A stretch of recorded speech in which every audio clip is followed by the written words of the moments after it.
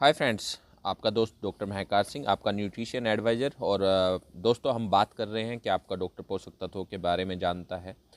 Doctor ready state द्वारा लिखी हुई बुक, और इसके चैप्टर नंबर 12 पर हम हैं फेफड़ों की बीमारी। जो कि आप सभी को पता है कि फेफड़ा लंग्स जो है हमारा बहुत मेन अंग है, और बहुत बड़ा अंग भी है। और अगर हम सांस ही ना ले पाएँ तो कैसी प्रॉब्लम होगी। और आज के टाइम की जो स्थिति है, आज के टाइम इतना पोल्यूशन है, एयर पोल्यूशन है, तो आपको अपने फेफड़े के लिए ज़रूर ध्यान रखना चाहिए, अपने साथ अपने बच्चों के लिए। तो ये चैप्टर आप सभी के लिए है, इस चैप्टर को ध्यानपूर्वक सुने।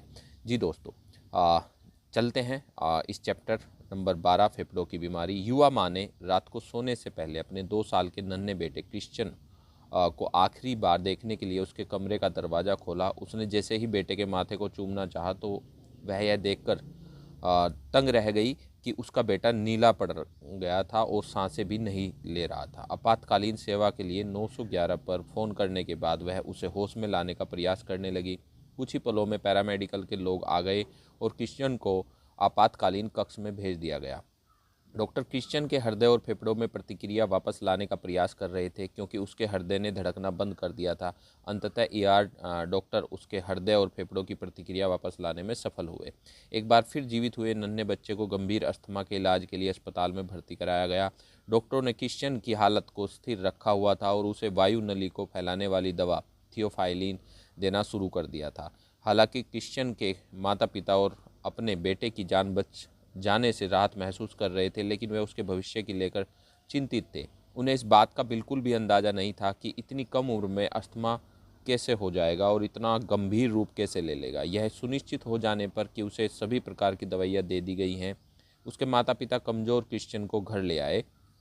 फेफड़ों में बहुत कम जगह ने क्रिश्चियन का बचपन सीमित कर दिया था। वह दूसरे बच्चों के साथ खेलकूद के सामान्य गतिविधियों में हिस्सा नहीं ले सकता था। जैसे जैसे वह बड़ा होता गया, डॉक्टर उसे और अधिक दवाएं देते गए, क्योंकि उसके फेफड़े ठीक तरह से काम नहीं कर रहे थे। क्रिश्चियन जब 15 साल का हुआ तो ऐसा एक बार फिर हुआ। उसे अस्थमा का एक और गंभीर दौरा पड़ा। घर से बाहर जाते समय उसकी सांसें बंद हो गई। पिछले अनुभव को ध्यान में रखकर माता पिता ने तुरंत पैरामेडिकल के लोगों को बुलाया और वे उनके बेटे को होश में लाने का प्रयास करने लगे। उसके हृदय और फेफड़ों ने तभी काम करना शुरू किया जब वे ईओआर विशेषज्ञ के पास पहुंचे। अस्पताल में भर्ती करने के बाद क्रिश्चियन को एंटी इन्फ्लेमेटरी दवा प्रेडनिसोलोन दी गई, जो उसे अगले 14 सालों तक लेना था। 27 साल की उम्र में क्रिश्चियन के फेफड़े बहुत ही कम क्रियाशील बचे थे। इस वक्त वह 9 विभिन्न प्रकार की दवाई ले रहा था। उसके इन पल्मोनरी फंक्शन टेस्ट के मुताबिक उसके फेफड़े का बड़ा वायु मार्ग अपनी सामान्य क्षमता का सिर्फ 17% काम कर रहा था, जबकि छोटा मार्ग 8% काम कर रहा था। इतने सारे इलाज के बावजूद क्रिश्चियन बड़ी मुश्किल से जी पा रहा था। किसी भी प्रकार की शारीरिक मेहनत करने में असमर्थ क्रिश्चियन को एक और अस्थमा के आक्रमण के डर के साथ जीना पड़ रहा था। उसे इन्हेलर्स और बहुत सारी दवाइयों को हमेशा अपने साथ रखना पड़ता था, क्योंकि उसका जीवन इन सभी चीज़ों पर निर्भर हो गया था। इसी दौरान क्रिश्चियन ने भोजन के साथ ताकतवर एंटीऑक्सीडेंट तथा खनिज टैबलेट लेकर अपने शरीर को चुस्त बनाने का फैसला किया। इसका फ़ायदा यह हुआ कि 90 दिन के भीतर क्रिश्चियन कह सकता था कि वह बेहतर महसूस कर रहा था। उत्साहित करने वाले इन परिणामों के बाद उसने कुछ अन्य अतिरिक्त पोषक तत्व विटामिन सी, कैल्शियम, मैग्नीशियम तथा अंगूर के बीजों का अर्क भी लेना शुरू कर दिए। अगले 20 महीनों में क्रिश्चियन के फेफड़ों के कार्य करने की क्षमता में इतना सुधार हो गया कि डॉक्टरों ने उसे प्रेडनिसोलोन देना बंद कर दिया। क्रिश्चियन ने एक बार मुझसे कहा था, व्यक्ति को सिर्फ 14 दिन तक प्रेडनिसोलोन लेना चाहिए, न कि 14 सालों तक। क्रिश्चियन के बार बार किए गए पल्मोनरी फंक्शन टेस्ट उसमें स्थिर और उल्लेखनीय सुधार दर्शाते थे। 2 सालों तक अतिरिक्त पोषक तत्वों का सेवन करने के बाद क्रिश्चियन ने यह पाया कि उसके फेफड़े का बड़ा वायुमार्ग अपनी सामान्य क्षमता का 87% तक काम करने लगा था और छोटा वायुमार्ग 56% काम कर रहा था। यह इतना भी बुरा नहीं था, क्योंकि इसी दौरान उसके द्वारा ली जा रही दवाइयों की संख्या 9 से घटकर 3 रह गई थी। पहले क्रिश्चियन का एल्बुलेट्रॉल इन्हेलर सिर्फ 1 महीने चलता था, अब यह कम से कम 6 महीने तक चलता है, और आधे समय तो उसे यह भी पता नहीं होता कि इन्हेलर कहाँ पर रखा है। आजकल क्रिश्चियन आराम से खेल और व्यायाम में हिस्सा लेता है। अस्थमा का उसके जीवन पर कोई नियंत्रण नहीं रह गया है। फेफड़े और वायु प्रदूषण। जब हम शरीर में होने वाले ऑक्सीडेटिव तनाव के मुख्य कारणों के बारे में सोचते हैं तो पता चलता है कि इसका सबसे गंभीर और शक्तिशाली कारण शरीर में श्वसन मार्ग से प्रवेश करता है। यह मार्ग नाक के रास्ते शुरू होकर फेफड़ों की अत्यधिक महीन वायु कोशिका एल्वेली में जाकर समाप्त होता है। इन दिनों हम जिस हवा को सांस द्वारा ग्रहण करते हैं उसमें ओजोन, नाइट्रोजन ऑक्साइड, ईंधन तथा सिगरेट का धुआं आदि शामिल होता है। संक्षेप में कहें तो हम सांस भीतर लेते हैं और खांसी बाहर आती है। मैं सिनिडियोगो के मर्सी अस्पताल में अपनी इंटर्नशिप की शुरुआत के लिए की गई लंबी यात्रा को जीवन भर नहीं भूलूंगा। मैं यात्रा के दौरान अपने कुछ मित्रों से मिलने अजूसा में रुका था। वहाँ अत्यधिक धुआं था, खासतौर पर साउथ डेकोटा जैसे छोटे शहर के लड़के के लिए, जो यह बहुत ही आश्चर्यजनक था। अगले दिन सुबह मेरा मित्र मुझे सैन के पहाड़ दिखाने घर के अहाते में ले गया। वहाँ केवल एक ही समस्या थी, हम उन्हें देख नहीं सकते थे। वे उसकी यह बात कभी नहीं भूलूंगा जब उसने गहरी सांस लेते हुए कहा था कि सुबह की ताज़ा हवा में सांस लेना कितना अच्छा लगता है। मैंने एक गहरी सांस ली और अपनी खांसी नहीं रोक पाया। यही नहीं, इसके बाद दिन में गोल्फ खेलने के दौरान मैंने जब भी गहरी सांसें ली मुझे खांसी आई। 7 होल के बाद मुझे खेल छोड़ना पड़ा। लगातार आ रही खांसी की वजह से मैं शर्मिंदगी महसूस कर रहा था, क्योंकि अन्य खिलाड़ी हिट करने का प्रयास कर रहे थे। जो भी व्यक्ति मुझे जानता है उसे यह पता है कि गोल्फ खेलना मुझे कितना पसंद है।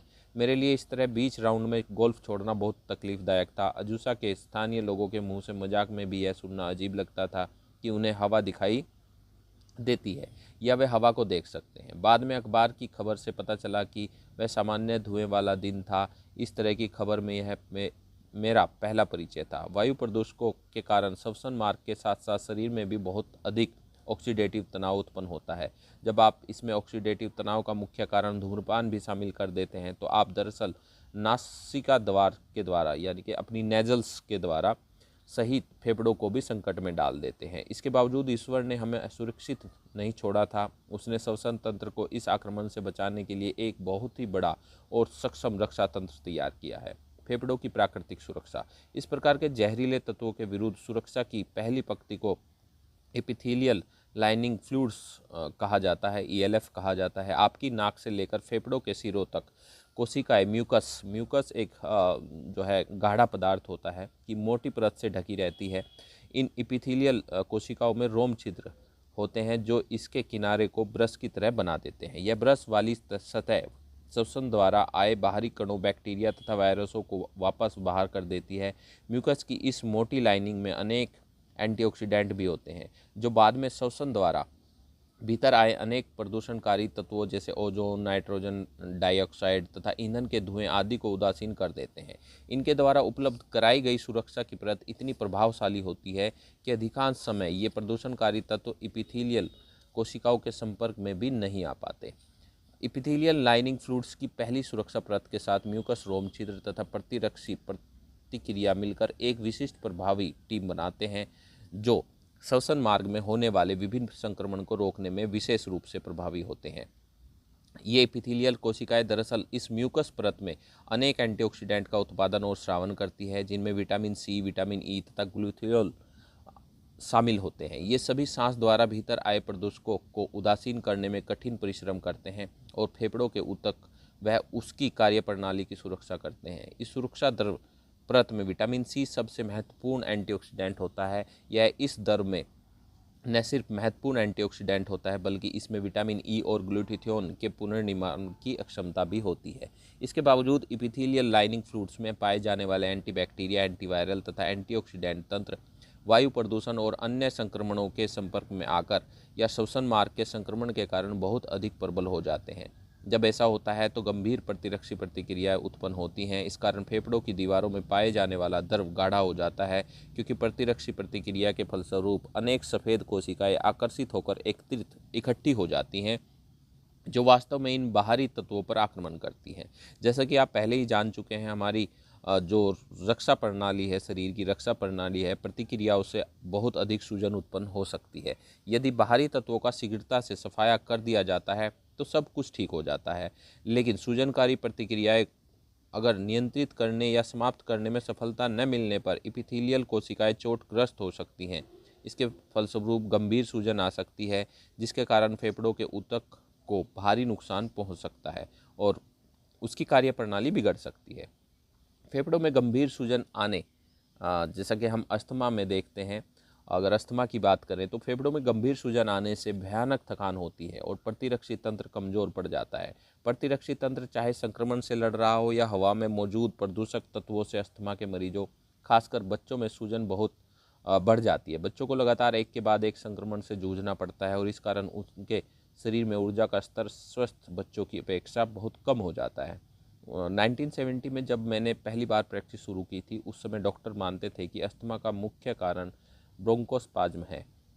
यह वह अवस्था होती है जिसमें श्वसन नलिकाओं, जो सांस की नलिकाएं होती है, उसके चारों ओर मौजूद मांसपेशियां सिकुड़ जाती हैं और फेफड़ों तक जाने वाले रास्ते छोटे हो जाते हैं। इसके परिणाम स्वरूप छाती में जकड़न, सांस लेने में कमी तथा सांस लेने की आवाज़ आना, आमतौर पर जो है अगर आप स्टेथोस्कोप से सुनते हो तो ज़्यादा आवाज़ आती है, लेकिन बाहर कई बार कुछ लोगों की बाहर, बच्चों की बाहर भी आवाज़ आती है, आदि लक्षण दिखाई देते हैं। हमारे इलाज की शुरुआत थियोफाइलिन या एल्बिट्रोल जैसी दवाओं से होती थी, जो सबसे पहले ब्रोंकोस्पाज्म से आराम दिलाती थी। यदि अस्थमा के कारण व्यक्ति बहुत अधिक मुश्किल में होता था, उसे अस्पताल में भर्ती करने की ज़रूरत पड़ती, तो हम प्रेडिनिसोल नामक एंटी इन्फ्लेमेटरी दवा देते थे। हालांकि मेरी प्रैक्टिस शुरू होने के कुछ सालों बाद ही शोध अध्ययनों ने इस बात का खुलासा करना शुरू कर दिया कि अस्थमा में सबसे मुख्य समस्या गंभीर सूजन की होती है। इस दौरान हमारे इलाज में महत्वपूर्ण बदलाव होते रहे। हमने थियोफाइलिन जैसी दवाओं को दरकिनार कर दिया और एंटी इन्फ्लेमेटरी दवाओं को प्राथमिक रूप से देने लगे। पिछले कई दशकों में किए गए शोधों के बाद यह तय हो गया कि अस्थमा और फेफड़ों से संबंधित सभी गंभीर बीमारियों का मुख्य कारण ऑक्सीडेटिव तनाव है। मेरे बच्चों की शारीरिक शिक्षा की टीचर ने मुझे बताया कि 20 साल पहले जब उन्होंने बच्चों को पढ़ाना शुरू किया था, तब वे बच्चों को 1 मील दौड़ने के लिए कहती थी। तब यह कोई बड़ी बात नहीं थी, लेकिन अब बिल्कुल चेंज हो चुका है। अब वे जब बच्चों से 1 मील दौड़ने के लिए कहती हैं तो दौड़ के बाद उनकी 2 पॉकेट इन्हेलर से भर जाती है। अमेरिका और दुनिया के अन्य औद्योगिक देशों के बच्चों के लिए अस्थमा वास्तव में एक महामारी बनता जा रहा है। जब मैंने लंदन और नीदरलैंड में भाषण दिया तो वहाँ मौजूद श्रोताओं के सबसे बड़ी चिंता उनके बच्चों में गंभीर अस्थमा की थी। और अगर बात करें तो इंडिया में भी बहुत ज़्यादा आज के टाइम में अस्थमा देखने को मिलता है। मैंने महसूस किया कि दुनिया भर के वर्तमान पीढ़ी के बच्चे पिछली पीढ़ियों के बच्चों की अपेक्षा जो वायु प्रदूषण है उसके संपर्क में अधिक आ रहे हैं। मैं देखता हूं कि बच्चे 2 साल के भी नहीं हो पाते और उन्हें गंभीर अस्थमा, सांस की बीमारी होना शुरू हो जाता है। इन बच्चों द्वारा सिर्फ सांस लेने के लिए ली जा रही ढेरों दवाइयों को देखकर सिर चकरा जाता है। आजकल अधिकांश दवाओं का उद्देश्य सूजन को कम करना होता है, ब्रोंकोस्पाज्म को आराम देना होता है, लेकिन इन सब के बावजूद समस्या को जो मुख्य जड़ है ऑक्सीडेटिव स्ट्रेस, ऑक्सीडेटिव तनाव, जस का तस बना रहता है। मैंने ऐसे अनेक प्रयोगों को पढ़ा है जिनमें अस्थमा के मरीजों के फेफड़ों की दीवारों में एंटीऑक्सीडेंट की संख्या में उल्लेखनीय कमी पाई गई है। बच्चों में भी अस्थमा का आक्रमण नहीं होने के बावजूद उनमें antioxidant vitamin C, vitamin E तथा बीटा कैरोटीन बहुत कम मात्रा में पाए गए। इन अध्ययनों में यह भी बताया गया कि ऐसे मरीजों में ऑक्सीडेटिव तनाव के कारण निर्मित सह उत्पादों की मात्रा अधिक रहती है, जिसके कारण गंभीर सूजन आ जाती है और सांस के जो मार्ग होते हैं वो संवेदनशील हो जाते हैं। चलिए एक और कहानी से हम समझते हैं अस्थमा की प्रॉब्लम्स। एडम की कहानी। एडम को 3 साल की उम्र में गंभीर ब्रोंकियल अस्थमा हो गया। माता पिता के लिए एडम को सांस लेने की खातिर संघर्ष करते देखना बहुत मुश्किल था। इसके लिए छोटे से बच्चे ने कई सारे उपचार लिए और एल्बिट्रोल उपचार के लिए नेबुलाइजर का प्रयोग किया, परंतु वह इस उपचार को सहन नहीं कर पा रहा था क्योंकि ये सभी उत्प्रेरक दवाइयाँ थी। एडम के लिए यह मुश्किल समय था। उसे बहुत नींद आने लगी थी और हृदय की धड़कनें भी बढ़ गई थी। सबसे ज़्यादा निराशाजनक बात यह थी कि इतनी दवाइयों के बावजूद वह दौड़ने, खेलने और यहाँ तक कि साधारण गतिविधियों में हिस्सा लेने में भी असमर्थ था। उसे बार बार सर्दी जुकाम हो रहा था। सांस की तकलीफ होने पर उसे कई बार ईआर विशेषज्ञ के पास जाना पड़ता था। सबसे मुश्किल समय एडम के चौथे जन्मदिन पर आया। उसे सर्दी हुई और जल्दी ही वह बहुत अधिक बीमार पड़ गया। उसे 105 डिग्री बुखार था। ईआर विशेषज्ञ के एक्सरे ने बताया कि उसे गंभीर निमोनिया हो गया था और उसका अस्थमा नियंत्रण की हदें पार कर गया था। हम में से कुछ लोग सोचते हैं कि आजकल हमारे बच्चे संभवतः निमोनिया के कारण मर रहे हैं, लेकिन यह भयावह सच्चाई से एडम के माता पिता अनजान थे। एडम भाग्यशाली था और इस गंभीर बीमारी से बच गया था, लेकिन अब वह बहुत कमज़ोर हो गया और अस्थमा अभी भी उसके लिए गंभीर समस्या बना हुआ था। हालांकि डॉक्टर एडम के लिए हर संभव प्रयास कर रहे थे, लेकिन उसे उनके द्वारा बताई दवा सहन करने में अब भी खासी परेशानी हो रही थी। इस बारे में डॉक्टरों के जवाब की पर्याप्त सकारात्मक नहीं थे, एडम के पिता ने वैकल्पिक इलाजों की तलाश शुरू कर दी थी जो उनके बेटे की मदद कर सके। एडम के पिता बताते हैं, गर्मियों की शुरुआत के समय प्रयोग के तौर पर उन्होंने एडम को चबाने वाली शक्तिशाली मल्टीविटामिन गोलियां देने का फैसला किया ताकि उसे कुछ लाभ मिल सके। उन्हें अच्छी तरह याद था कि गर्मियों की शुरुआत में एडम स्विमिंग पूल के किनारे खड़े होकर सिर्फ पानी को निहारता रहता था, लेकिन गर्मियों के समाप्त होने पर वह पूरी लंबाई के स्विमिंग पूल में तैरने लगा था। इन 60 दिनों के भीतर शारीरिक रूप से कुछ कर पाने में सक्षम एडम अब दूसरे बच्चों के साथ कदम से कदम मिलाकर चल रहा था। एडम ने बेसबॉल खेलना शुरू कर दिया और आखिरकार फुटबॉल भी। यही नहीं, अगले 4 सालों में वह फुटबॉल टीम का सदस्य भी बन गया। एडम ने सिर्फ खेलने लगा बल्कि वह खेल में बहुत आगे बढ़ गया था। एक डॉक्टर के रूप में मैं यह बताना चाहूँगा कि अस्थमा के मरीज के लिए फुटबॉल सबसे मुश्किल खेल है। अब उसने अपने अधिकतर दवाइयाँ बंद कर दी थी और उसे इन्हेलर की ज़रूरत भी कभी कभी पड़ती थी। एडम अब 13 साल का हो चुका है और खेलों में बहुत सक्रियता से हिस्सा लेता है। उसने फुटबॉल के स्थान पर बेसबॉल को चुन लिया और अब ज़िंदगी का भरपूर मज़ा ले रहा है, जिसके बारे में न कभी उसने और नहीं कभी उसके माता पिता ने सोचा था। यह युवा एथलीट अब भी शक्तिशाली मल्टीविटामिन लेता है और उसने इसमें कुछ मात्रा में अंगूर के बीज का अर्क और विटामिन सी भी शामिल कर लिए हैं। उसके माता पिता के लिए अपने अपंग बच्चे को सामान्य रूप से सक्रिय देखना वास्तव में आश्चर्यजनक था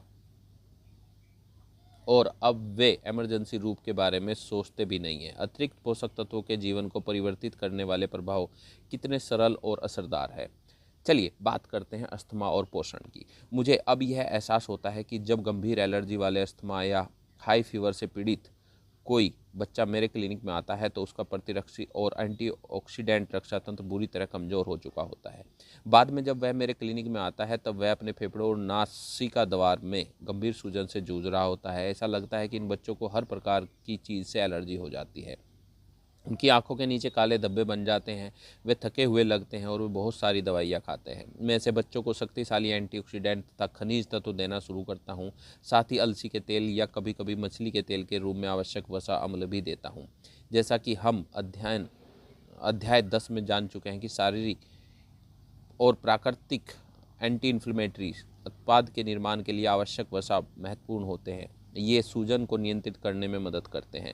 अंगूर के बीज का अर्क न केवल एक अच्छा एंटीऑक्सीडेंट होता है बल्कि इसमें एंटीएलर्जन गुण भी होते हैं। अस्थमा से पीड़ित बच्चे के लिए एक शक्तिशाली अतिरिक्त पोषक तत्व होता है। मैं आमतौर पर अधिकांश माता पिताओं को सलाह देता हूँ कि वे अपने बच्चों को प्रति पाउंड वजन के अनुसार 1 से 2 मिलीग्राम अंगूर के बीज का अर्क दें। मैं इन बच्चों को अतिरिक्त रूप से कैल्शियम और मैग्नीशियम की खुराक भी देता हूँ। मैग्नीशियम फेफड़ों में मांसपेशियों के ब्रोंकाज को सहज होने में मदद करता है। चूँकि इन मांसपेशियों को सिकुड़न से ही वायुमार्ग संकरा होता है, इसलिए यह उस मार्ग को खोलने में मदद करता है। मैं हमेशा माता पिताओं से कहता हूं कि बच्चों में एंटीऑक्सीडेंट और प्रतिरक्षी तंत्र के निर्माण से कम 6 महीने लगते हैं, इसलिए उन्हें अधिक चिंता नहीं करनी चाहिए। मैं जब किसी बच्चे को बसंत के मौसम में देखता हूं तो मैं उसके माता पिता से कहता हूं इनका बच्चा पतझड़ के मौसम तक अच्छा हो जाएगा। अस्थमा या हाई फीवर के मेरे सभी बाल मरीजों बच्चे जो मरीज होते हैं उनको अतिरिक्त पोषक तत्व लेने से फ़ायदा होता है। इनमें से कुछ की कहानी एडम की तरह नाटकीय है और कुछ में सामान्य सुधार हुआ, परंतु इन सभी को अच्छे परिणाम मिले। कृपया ध्यान दें, मैंने अस्थमा से पीड़ित बच्चों की दवाएं कभी बंद नहीं की, क्योंकि जैसा कि मैंने पहले बताया कि पोषक तत्व वैकल्पिक दवा है, ठीक है, बल्कि ये सहायक दवाइयाँ हैं। मुझे गंभीर एलर्जी से पीड़ित बच्चों का इलाज करने में बहुत मज़ा आता है क्योंकि वे अतिरिक्त पोषक तत्वों की प्रतिक्रिया बेहतर देते हैं। मुझे एक कहानी याद आती है जिसे मेरी सलाह पर एक माँ ने अपनी बेटी को अतिरिक्त तत्व शुरू करने के कुछ समय बाद सुनाई थी। उसकी 5 साल की बेटी बर्फ़ और स्लेजिंग करती थी और माँ रोज़ दरवाजे पर इन्हेलर लेकर बेसब्री से उसका इंतजार करती थी। बच्ची पिछले 2 सालों से घर के बाहर, विशेषकर सर्दियों में, इन्हेलर की मदद से बगैर कोई भी काम नहीं कर पाती थी। एक माँ के लिए यह कितनी खुशी की बात थी कि अब उसकी छोटी सी बेटी बिना इन्हेलर की मदद के बर्फ़ व स्लेजिंग करने में सक्षम थी। मुझे वह समय भी अच्छी तरह याद है जब हमारा परिवार एक साथ सीऑक्स सिटी, आयोवा में इकट्ठा हुआ था। मिसूरी नदी के आसपास चहलकदमी करते समय मेरी बेटी और भतीजी ने वहाँ पर रेस लगाना शुरू कर दिया। जैसा कि सभी अंकल करते हैं, मैंने उन्हें प्रोत्साहित किया और जब भतीजी दौड़ में हार गई तो मैं उसे डांटा भी। इस पर मेरी भतीजी ने तुरंत जवाब दिया कि वह तो यह देखकर ही रोमांचित थी कि वह दौड़ सकती थी। इससे पहले वह अस्थमा के कारण दौड़ नहीं पाती थी। मैं इस बात को भूल गया था कि कुछ महीने पहले मैंने उसे अतिरिक्त पोषक तत्व दिए थे। अतिरिक्त पोषक तत्वों से अस्थमा के पीड़ित वयस्कों को भी फायदा हो सकता है। जब मेरी पत्नी गंभीर थकान और फाइब्रोमाइल्जिया से पीड़ित थी, तब उसके लिए सबसे ज़्यादा तकलीफदेह बात गंभीर अस्थमा और हाई फीवर ही था। वह अपने घर के अनाज भंडार में भी एक बड़ा मास्क पहन कर जाती थी, जिसे आमतौर पर लोग खतरनाक पदार्थों के साथ काम करते समय पहनते हैं। मेरी पत्नी लीज अपने घोड़ों से बहुत प्यार करती है और वह उनके साथ रहने के लिए कुछ भी करने को तैयार रहती है। लीज अलग अलग प्रकार की दवाइयाँ लेती थी। इनमें अस्थमा और एलर्जी को नियंत्रित करने वाले एलर्जी शॉट्स भी शामिल थे। लेकिन जैसे ही उसने आक्रामक आवश्यक पोषक तत्व लेने शुरू किए, उसके अस्थमा और हाई फीवर में नाटकीय सुधार हुआ। एक बार जब लीज के शरीर में सुरक्षा तंत्र फिर से बनने की शुरुआत हुई, तो उसने मास्क पहनना बंद कर दिया और सारी दवाइयाँ भी बंद कर दी। अभी भी उसे कभी कभी एलर्जी की परेशानी अवश्य होती है, पर वह कुछ दवाई ले लेती है। हालांकि ऐसा साल में सिर्फ 2 या 3 बार ही होता है। यह कहने की ज़रूरत नहीं है कि हमारे बच्चों और अनेक वयस्कों पर वातावरण वास्तव में खतरा बनकर मंडरा रहा है। यह लोगों को कमज़ोर बना रहा है और उन्हें आवश्यक पोषक तत्वों के सहारे की ज़रूरत है। जैसा कि क्रिश्चियन और एडम के मामले में हुआ कि दवाएँ ही हर समस्या का हल नहीं होती हैं, और जब लोग सभी तरफ से निराश हो जाते हैं, तब वे अन्य विकल्पों की ओर देखते हैं। लेकिन याद रखिए कि मैं वैकल्पिक दवा लेने की सलाह नहीं दे रहा हूँ।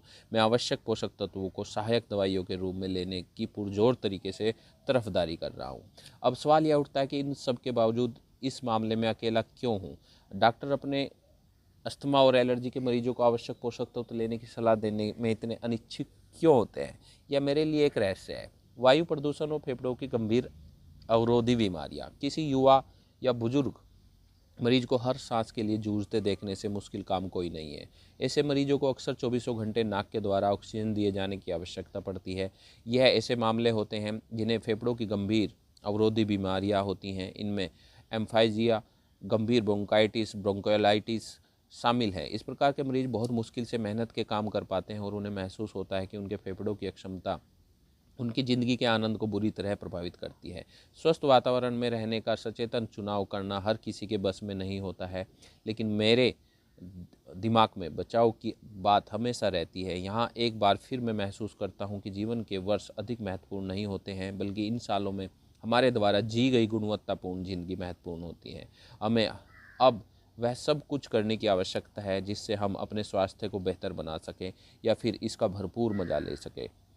वायु प्रदूषण एक महत्वपूर्ण कारक है। कई प्रमाण यह बताते हैं कि सिगरेट के धुएं और वायु से फैलने वाले प्रदूषकों के कारण ऑक्सीडेटिव तनाव बढ़ता है और इसी कारण फेफड़ों की गंभीर अवरोधी बीमारियां होती हैं। इसके परिणाम स्वरूप फेफड़ों में होने वाली सूजन से अधिक ऑक्सीडेटिव तनाव उत्पन्न होता है, जो फेफड़ों के संवेदनशील ऊतकों को क्षतिग्रस्त करते हैं। इस प्रकार फेफड़ों की कार्यक्षमता घट जाती है, क्योंकि क्षतिग्रस्त झिल्ली के जरिए रक्त को होने वाला ऑक्सीजन का प्रवाह अवरुद्ध हो जाता है। अध्ययन बताते हैं कि इस बीमारी का कारण ऑक्सीडेटिव तनाव है। मैकनी ने मेडिकल जर्नल चेस्ट तथा नोवार्टिस फाउंडेशन सिम्पोजियम में बताया कि उन्हें लगता है कि फेफड़ों की गंभीर अवरोधी बीमारियां ऑक्सीडेटिव तनाव के कारण होती हैं और इस बात के पर्याप्त वैज्ञानिक प्रमाण मौजूद हैं। उन्होंने पता लगाया कि ऐसे कई मरीजों में ऑक्सीडेटिव तनाव बढ़ने और एंटीऑक्सीडेंट की संभावित कमी के कारण उनके फेफड़ों के ऊतकों में एंटीऑक्सीडेंट कम हो गए थे। उनका कहना था कि अच्छी उपलब्धता जो आसानी से फेफड़ों में इस्तेमाल होते हैं वाले एंटीऑक्सीडेंट सशक्त उपचार हो सकते हैं, जो न सिर्फ ऑक्सीडेंट के सीधे हानिकारक प्रभावों से सुरक्षा करते हैं, बल्कि फेफड़ों के विकास में मुख्य भूमिका निभाने वाली घटनाओं को भी परिवर्तित कर सकते हैं। पारंपरिक इलाज पद्धति, खासकर स्टेरॉयड का प्रयोग, फेफड़ों की गंभीर अवरोधक बीमारियों के विकास को रोकती है। जाहिर है, डॉक्टरों का पहला काम आमतौर पर मरीजों को धूम्रपान से छुटकारा पाने में मदद करना होता है। यह कोई आसान काम नहीं है। मैंने पाया है कि मेरे मरीजों में अल्कोहल या अन्य कोई नशीली दवा छुड़वाने की बजाय सिगरेट छुड़वाना ज़्यादा मुश्किल काम होता है। इसके बावजूद धूम्रपान छोड़ने से मरीज को ज़बरदस्त फ़ायदे होते हैं। इसलिए मैं अपने मरीजों को धूम्रपान छुड़वाने के लिए उनकी किसी भी प्रकार की मदद करने के लिए प्रयासरत रहता हूँ। इस पूरी पुस्तक में आपको एक सिद्धांत मिलेगा, वह यह है कि आपको हर वह काम ज़रूर करना चाहिए जिससे आप उन चीज़ों के संपर्क में आना कम कर सकें जो ऑक्सीडेटिव तनाव बढ़ाती है। स्वास्थ्य का मतलब सिर्फ शरीर का एंटीऑक्सीडेंट रक्षा तंत्र बनाना ही नहीं होता है। यदि आपको फेफड़ों की गंभीर अवरोधक बीमारी होती है और आपने कभी धूम्रपान नहीं किया है या वर्तमान में नहीं करते हैं तो आवश्यक पोषक तत्व इस बीमारी को रोकने का सबसे अच्छा तरीका हो सकते हैं। फेफड़ों की इन सभी गंभीर बीमारियों के लिए वही आधारभूत सिद्धांत लागू होता है जो अस्थमा के लिए होता है। आप जितनी जल्दी आक्रामक पोषण कार्यक्रम शुरू करेंगे, बीमारी की विकसित होने से रोकने के आपके पास उतने ही ज़्यादा अवसर रहेंगे। जैसा कि अधिकांश सिगरेट पीने वाले लोगों ने बताया कि फेफड़े एक बार जब बुरी तरह खराब हो जाते हैं तो इनकी कार्यक्षमता को फिर से बढ़ाने की संभावना बहुत कम होती है।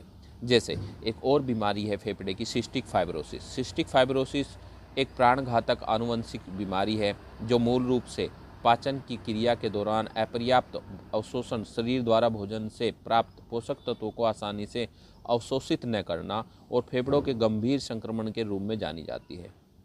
सिस्टिक फाइब्रोसिस के मरीजों में होने वाला अपर्याप्त अवशोषण प्राथमिक रूप से पेनक्रियाटिक एंजाइम में कमी के कारण होता है। इस वजह से फेफड़ों के वायु मार्ग की एपिथेलियम कोशिकाएं भी ठीक तरह से काम नहीं करती हैं, जिससे इन पर म्यूकस जमा हो जाता है और बैक्टीरिया का संक्रमण हो जाता है। इस बीमारी का संकेत देने वाली फेफड़ों की जो टूटी हुई ऑक्सीडेटिव तनाव की वजह से होती है, जो फेफड़ों की दीवार में पाई जाती है। कई चिकित्सा शोध बताते हैं कि सिस्टिक फाइब्रोसिस के मरीजों में vitamin E, selenium, beta carotene और फेफड़ों की एपिथेलियम कोशिकाओं तथा एपिथेलियम तरल में पाए जाने वाले महत्वपूर्ण एंटीऑक्सीडेंट ग्लूटाथियोन की बहुत कमी होती है। सूजन की सतत प्रक्रिया मरीज के फेफड़ों की सुरक्षा के लिए आवश्यक एंटीऑक्सीडेंट को कम कर देती है और अपर्याप्त अवशोषण की इस समस्या के कारण मरीज के लिए यह असंभव होता है कि वह पोषक तत्वों की पर्याप्त पूर्ति कर सके। सिस्टिक फाइब्रोसिस हमारे शरीर के प्राकृतिक प्रतिरक्षी और एंटीऑक्सीडेंट रक्षा तंत्र के ठीक प्रकार से काम न कर पाने का सबसे सटीक उदाहरण है। बहरहाल फेफड़ों के जो सेल्स होते हैं होने वाली उनके अंदर जो ऑक्सीडेटिव कमियां होती हैं, नुकसान होता है और ऐसे लोग वयस्क होने से पूर्व ही मर जाते हैं। इस विषय में हाल में हुए अध्ययनों के परिणाम बहुत उत्साहजनक है।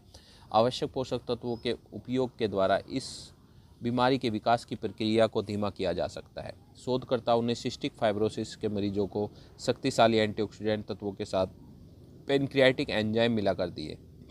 उन्होंने पाया कि इस मिश्रण से विटामिन ई तथा बीटा कैरोटीन का स्तर लगभग सामान्य हो जाता है। चिकित्सीय प्रयोगों से यह भी संकेत मिलता है कि जब मरीज महत्वपूर्ण एंटीऑक्सीडेंट पोषक तत्व लेते हैं तो ऑक्सीडेटिव तनाव फिर से नियंत्रित हो जाता है और मरीजों के कमज़ोर प्रतिरक्षी तंत्र में भी सुधार होता है। इससे वे गंभीर संक्रमणों से बेहतर तरीके से लड़ने में सक्षम होते हैं। इस प्रकार के चिकित्सीय अध्ययनों ने डॉक्टरों को उनके सिस्टिक फाइब्रोसिस के मरीजों को शक्तिशाली आवश्यक पोषक तत्वों और पेनक्रियाटिक एंजाइम्स के बारे में विचार करने को कहा। आवश्यक पोषक तत्व सिर्फ मरीज की स्थिति में सुधार ला सकते हैं और आशाजनक रूप से उसकी बीमारी को बढ़ने से रोकने में मदद करते हैं। एक और कहानी के रूप में आपको बता रहा हूँ सरली की कहानी। सरली एक महत्वपूर्ण और सरली एक खूबसूरत जवान महिला है। वह बहुत उत्साही और ऊर्जावान है। आप इस बात का अंदाज़ा कभी नहीं लगा पाएंगे कि वह रोज़ अपनी ज़िंदगी से जूझ रही है। सरली को जन्म से ही सिस्टिक फाइब्रोसिस था। अब वह 23 वर्ष की हो चुकी है और एक विशिष्ट वर्ग में शामिल हो चुकी है, क्योंकि इस बीमारी के केवल 30% मरीज ही वयस्क अवस्था तक पहुंच पाते हैं। इस तथ्य को सरली और उसकी माँ कोलेट से बेहतर कोई नहीं समझता है। सरली की बहन की कई सालों पहले फेफड़ों के प्रत्यारोपण के बाद मृत्यु हो गई थी, क्योंकि उसे भी सिस्टिक फाइब्रोसिस था। दोनों लड़कियों में अंतर नहीं था, क्योंकि दोनों को ही यह गंभीर बीमारी थी। दोनों में एक अजीब सा बंधन था जिसका अनुभव अधिकांश बच्चों को कभी नहीं होता। वास्तव में अपनी बहन की तकलीफ और फेफड़ों के प्रत्यारोपण के बाद हुई इसकी मौत ने सरली के भीतर यह गंभीर इच्छा पैदा कर दी थी कि वह अपने फेफड़ों को बचाने के लिए जो कर सकेगी करेगी और आम दुश्मन के खिलाफ लड़ाई से जीतने में मदद करेगी। सरली उस समय 15 वर्ष की थी जब उसकी बहन लेक्सी की मौत हुई। उसके लिए यह गम असहनीय था, लेकिन सरली के साथ उसका खुद का संघर्ष भी था। उसके फेफड़े अधिकांश समय अपनी पूरी क्षमता का सिर्फ 35% कार्य ही कर पाते थे। उसके डॉक्टर उसे फेफड़ों के प्रत्यारोपण की सूची में भी रखना चाहते थे। अपनी बहन के लिए किए गए उपाय के विपरीत जाकर सरली ने फैसला किया कि वह शक्तिशाली एंटीऑक्सीडेंट तत्वों की मदद से अपने स्वास्थ्य को सुधारने की कोशिश करेगी। लेक्सी भी इस बारे में थोड़ा बहुत जानती थी। सरली ने देखा था कि फेफड़ों के प्रत्यारोपण के बाद लेक्सी ने इन आवश्यक तत्वों के प्रति बेहतर प्रतिक्रियाएं दिखाई थी। डॉक्टर सोचते थे कि ऑपरेशन के बाद लेक्सी ज़्यादा समय तक जिंदा नहीं रहेगी, लेकिन वह एक जुझारू महिला थी और पोषक तत्वों की मदद से उसने बहुत अधिक समय तक संघर्ष किया था। हालांकि लेक्सी कुछ ही महीने जिंदा रही, लेकिन शर्ली इस बात से सहमत थी कि आवश्यक पोषक तत्वों से शरीर को बेहतर बनाने का रास्ता ही सबसे बेहतर था। उसने शक्तिशाली एंटीऑक्सीडेंट व खनिज तत्वों के साथ अतिरिक्त विटामिन सी, कैल्शियम, मैग्नीशियम और अंगूर के बीज का अर्क लेना शुरू कर दिया। उसे इसके आश्चर्यजनक परिणाम मिले।